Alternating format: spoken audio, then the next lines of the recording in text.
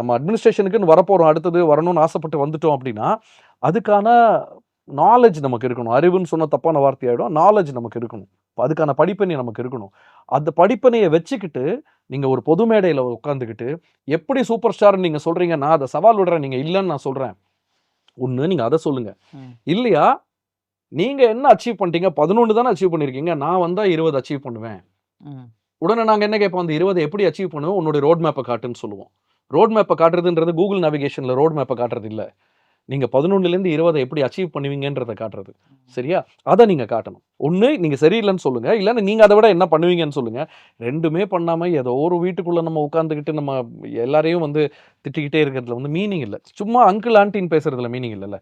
அந்த அங்கிளோ ஆண்டியோ என்ன பண்ணினாங்கன்றத வந்து பொது மேடையில் வந்து விமர்சனத்துக்கு உட்காருங்கன்ற நான் அவங்களோட உட்காருங்க, சம்மந்தப்பட்டவங்களோட உட்காருங்க.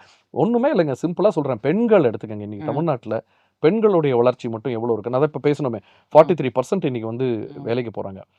எஜுகேஷன் இன்னைக்கு பெண்களுக்கு தமிழ்நாட்டில் கிடைக்கிற எஜுகேஷன் வேற எந்த ஸ்டேட்லையுமே கிடைக்கல. அடிச்சு சொல்லுவேன். இன்னைக்கு பல குட்டி குட்டி சயின்டிஃபிக் சயின்ஸ் கான்க்ளேவ்ஸ்லாம் வந்து பல இனோவேஷன்ஸை முன்வைக்கிறது இன்னைக்கு வந்து பெண் குழந்தைகள். அப்படி இருக்கிறவங்க வெறும் ஒரு ஏழ்மையால, என்ன ஏழ்மைங்கிறது யாருக்கு வேணா வரலாம், இங்க இருக்கிறவங்க இங்க வரலாம், இங்க இருக்கிறவங்க அங்க வரலாம், ஓகேவா? ஸோ நான் வெறும் ஒரு ஏழ்மையால அவங்களால படிக்க முடியல, காலேஜ் ஸ்கூலுக்கு போக முடியல அப்படிங்கிற ஒரு அந்த நிலைமை வந்துடக்கூடாதுங்கிறதுக்காக நீங்க பஸ்ஸில் கூட டிக்கெட் வாங்க வேண்டாம், நீ ஸ்கூலுக்கு போய் படிச்சா போதும், நீ பஸ்ஸில் கூட டிக்கெட் வாங்க வேண்டாம், நீ வேலைக்கு போய் உன் குடும்பத்தை காப்பாற்றினா போதும், இப்படி சொல்ற ஒரு அரசாங்கத்தை ஓசின்னு சொல்லி பழிக்கிறவங்களுக்கு நான் என்ன பதில் சொல்லணும்னு எனக்கு தெரியல.